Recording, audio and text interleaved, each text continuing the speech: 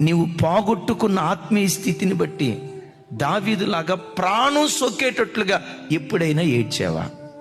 ఉద్యోగం రాలేదని ఏడ్చావు, తప్పేం కాదు. వ్యాపారంలో చితికిపోయానని ఏడ్చావు, తప్పేమి కాదు.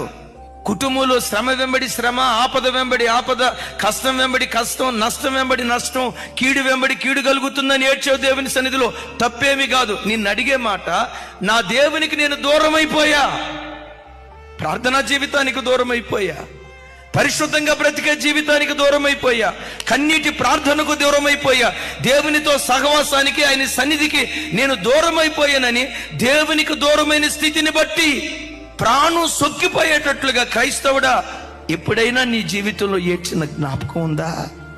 ప్రాణం సొక్కిపోయేటట్లుగా ఏడ్చిన జ్ఞాపకం ఎప్పుడైనా నీ బ్రతుకులో ఉందా? ఉంది అంటే నీవు గొడబాతు లాంటి దానివి.